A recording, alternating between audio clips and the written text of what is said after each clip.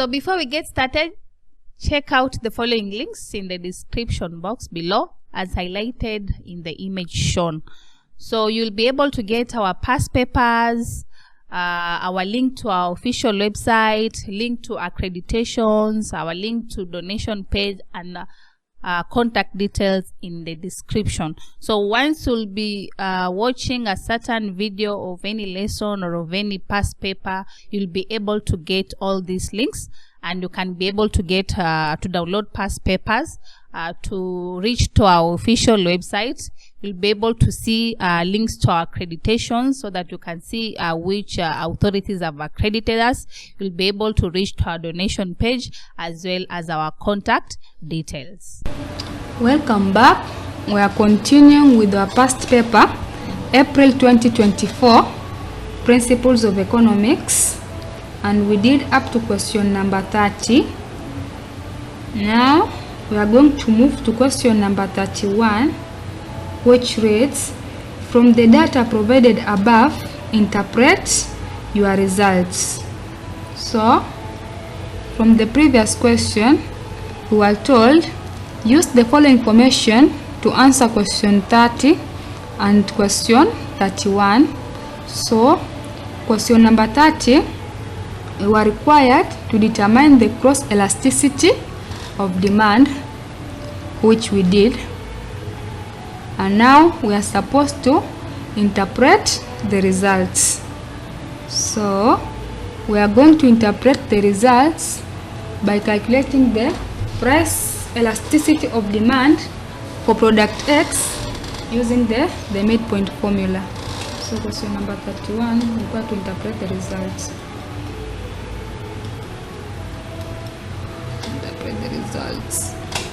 This here was what we did in our previous video at question 30. We calculated the gross elasticity of demand. Now we are supposed to interpret the results, and we are going to interpret the results by calculating the price elasticity of demand using the midpoint formula. So what is the price elasticity of demand using midpoint F? Price elasticity of demand using the midpoint formula equals to the percentage change in quantity demanded divided by the percentage change in price. So we are going to break down what we were given first. Let's break down here on this page, next page. So we are given first initial data, initial condition, initial data. We are given the price of X to be 12 shillings and quantity demanded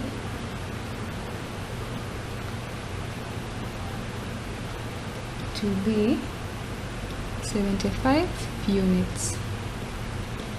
Then there's the new data or the new price, so the changed price, the changed data, which was also given the price of X to be 15 shillings and the quantity demanded to be 90 units. That is from our data here. The price 12.75 and then 15 corresponds with quantity of 90 units.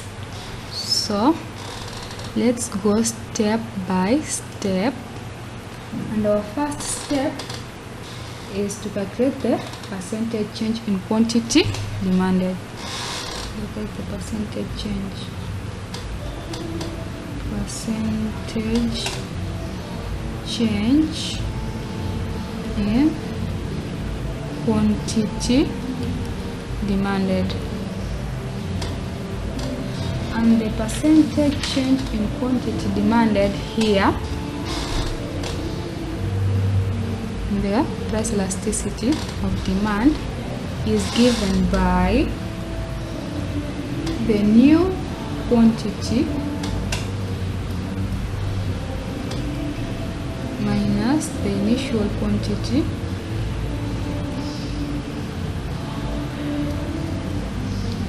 divided by new quantity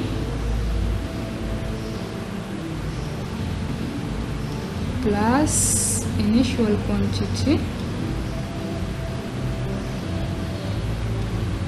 divided by 2, and the whole of this you multiply by 100%. So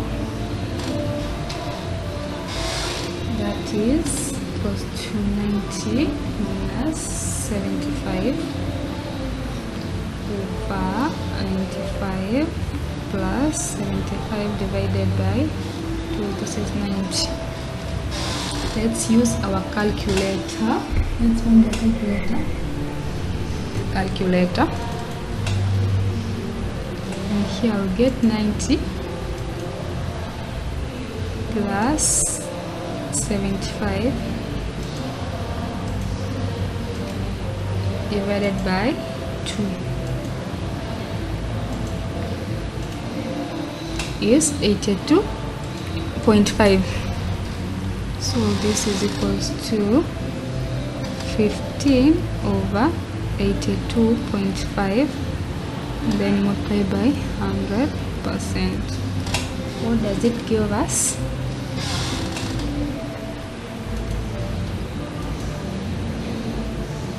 It's 15 divided by 82.5. It's 18.18%. 18.18%. That is approximately 18.18%. And then our next step is to calculate the percentage change in price. Let's calculate the percentage change in price. This is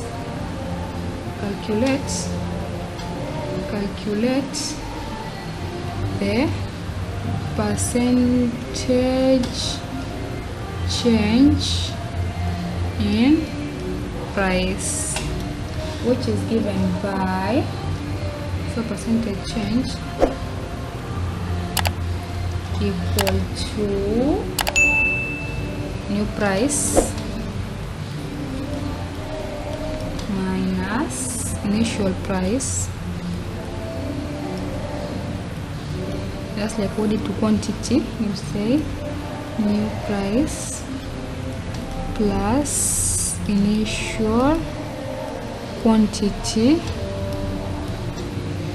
divided by 2, and then this you multiply by 100%, which is equal to 15 minus 12 over 15 plus 12 divided by 2 and then multiply by 100, which is equals to 3 over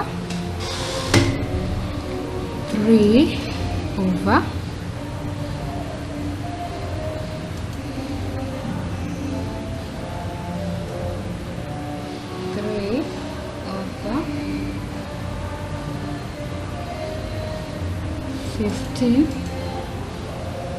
plus 12 divided by 2,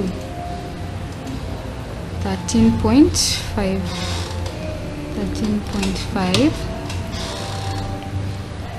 Later it will be 3 divided by 13.5. It's 22 multiplied by 100. It's 22.22. Now we calculate the price elasticity of demand, PED, equal to 18.18 over 22.22% equal to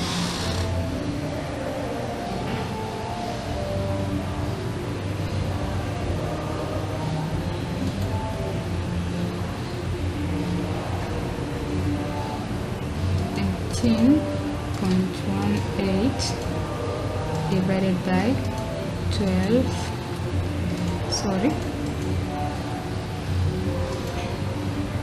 It's 18.18 divided by 22.22, which gives us 82%, approximately 82%. So we say, since the price elasticity of demand is less than 1, this is 0.82, the demand for commodity X is inelastic. So our answer here, our result is choice D, inelastic.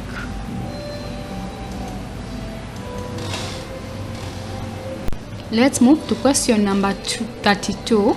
It reads, which one of the following is not a method of price determination under oligopoly? Which one of the following is not a method of price determination under oligopoly? Choice A, we have been given price mechanism. Choice B is price under collusion. Choice C is price leadership. Choice D is independent pricing. So choice A, this basically talks about the forces of supply and demand. Supply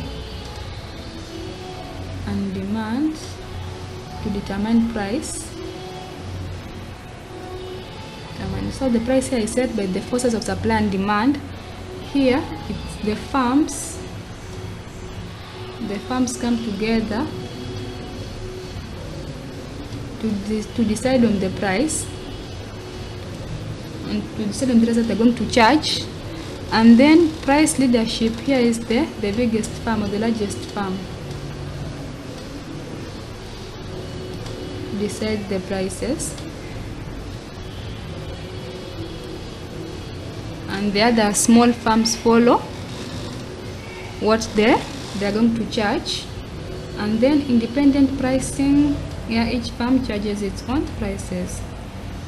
Each firm sets its own price. We have said the forces of supply and demand are a characteristic of a perfectly competitive market. So this is not a characteristic of oligopoly, but a method of determination for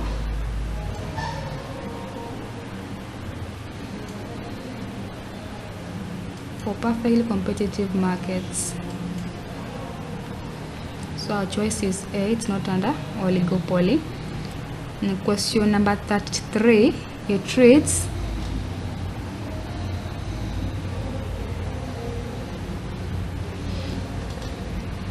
the following are the characteristics of a production possibility frontier curve. Which one is not? Only two products are produced, that is true. Could A or could B. Technology is constant is a characteristic of PPF. Assumes a situation of full employment, this is true. Opportunity cost is constant? No. Opportunity cost is always non-constant, keeps on changing, so this is not a characteristic of a product. Production possibility frontier curve, it's a curve. A PPF is a curve. We are going to question number 34, which reads, which one of the following is a merit of a controlled market system? Which one of the following is a merit? A merit of a controlled market system. This is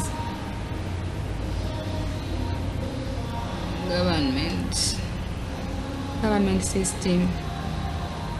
It is run by the government. The government here is the one that calls the shots. So choice A is there is an equal distribution of income. Choice B, there's freedom of choice. Choice C, there's control over externalities. And choice D is there's existence of monopolies. So with an element of government, there's always equal distribution of resources. The government ensures equal distribution of resources.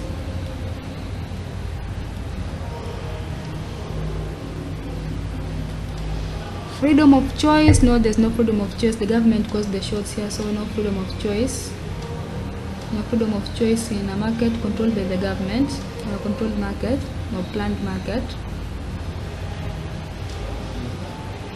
No choice of freedom, no freedom of choice. Control over externalities, yes, especially the negative externalities. There's control for that. An example of negative externalities is the pollution caused by industries.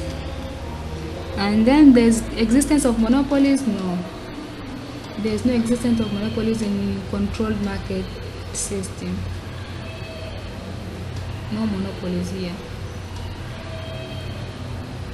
So our best choice here, choice C. There is control over externalities, especially the negative one. The positive ones too, but we don't need to control the positive ones. We should embrace the positive externalities. Question 35 reads, the following are the merits of adopting labor-intensive technique of production. Which one is not? Labor-intensive here, we use human resources.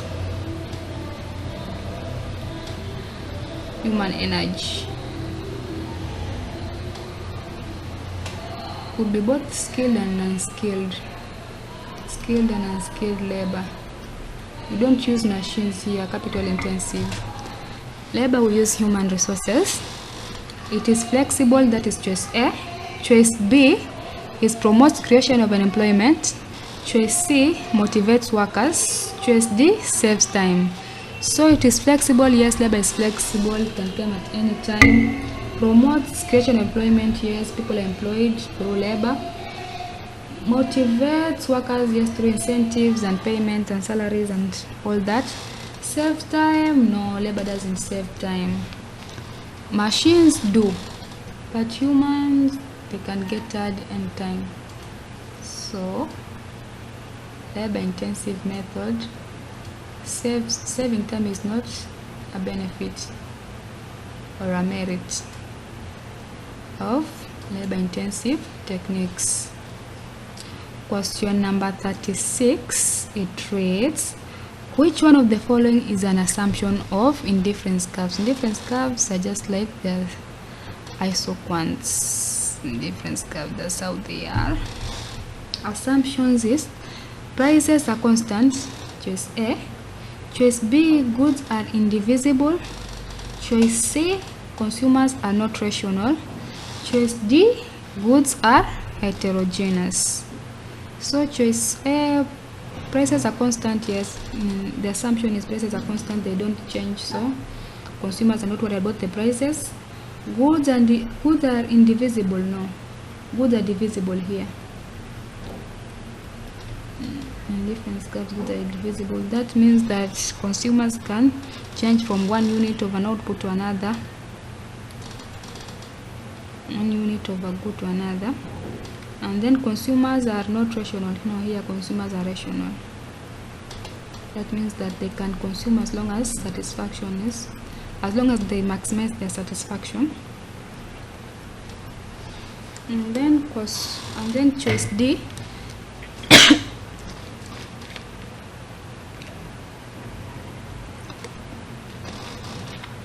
goods are heterogeneous.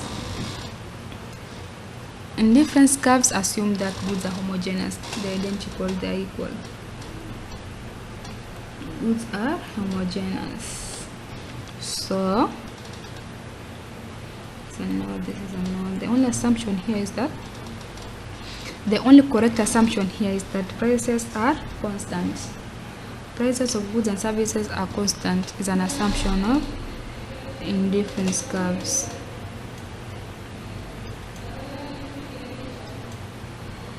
Let's move to question number 37. A firm has given a total cost function given as TC equals to 156 plus 20Q minus 3Q squared plus 7Q cubed. Calculate the marginal cost of the firm. I'm going to copy this question so that we can calculate it in another sheet. Copy. And we're going to paste it here.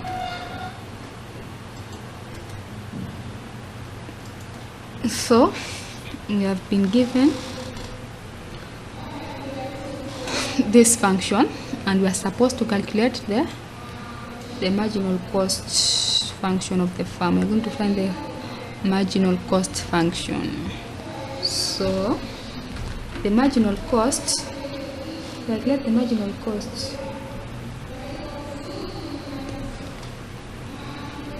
We simply differentiate the total cost function with respect to quantity. So our total cost function is TC equal to 156 plus 20Q minus 3Q squared plus 7Q. So we want to differentiate this is going to be 0 plus 20 minus 6Q plus 21Q squared. So our marginal cost function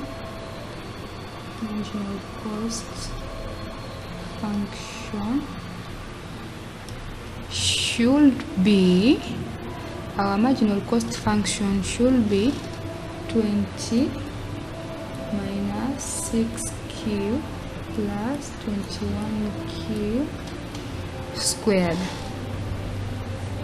That is our answer. 20 minus 6Q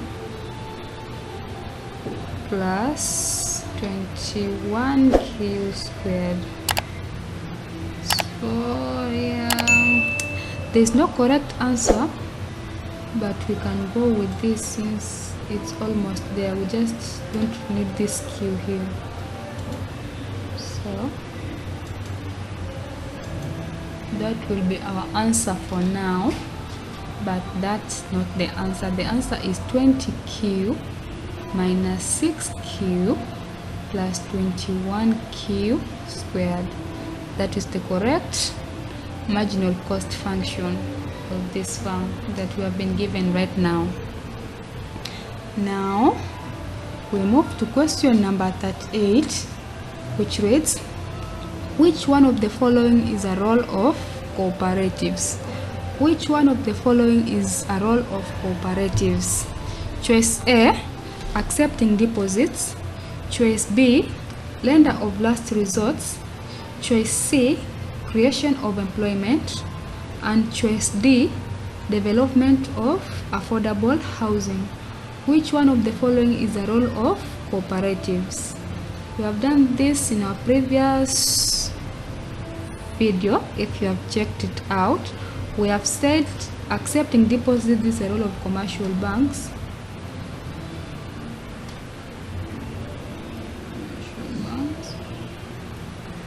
Lender of brass restore, this we have said is a role of the central bank.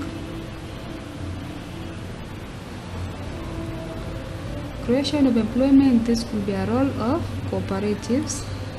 And development of affordable housing could be a role of cooperatives, but there are also other agencies like the government agents,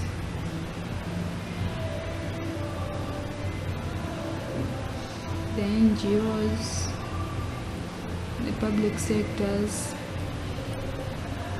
So the main role here, cooperatives too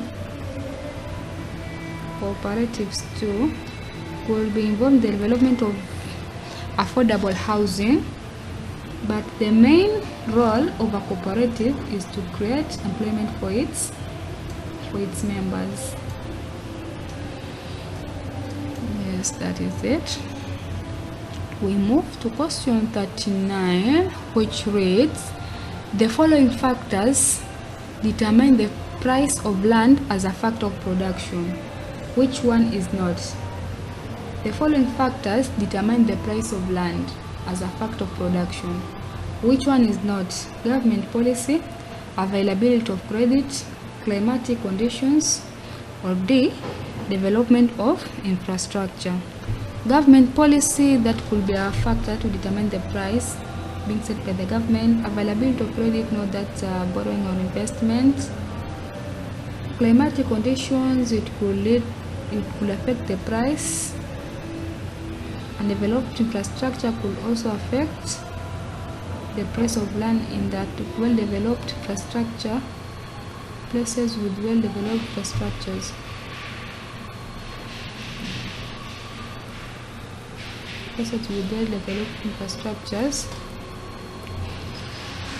would cost much compared to those with underdeveloped infrastructure. So here, this talks about investments and borrowings mostly. Investments and borrowings. So our choice here is choice B.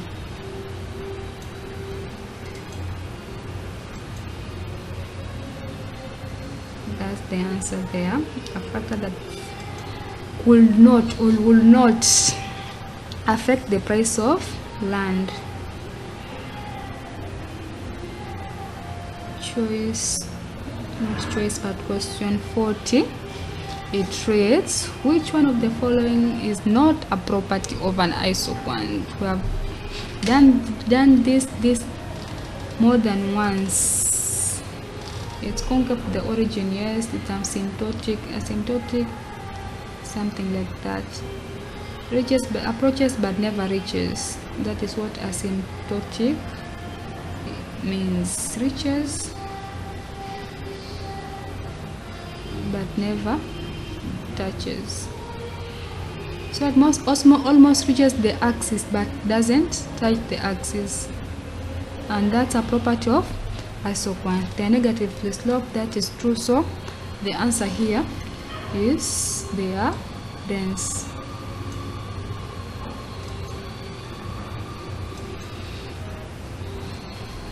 We have done the next 10 questions from question 31 to question 40.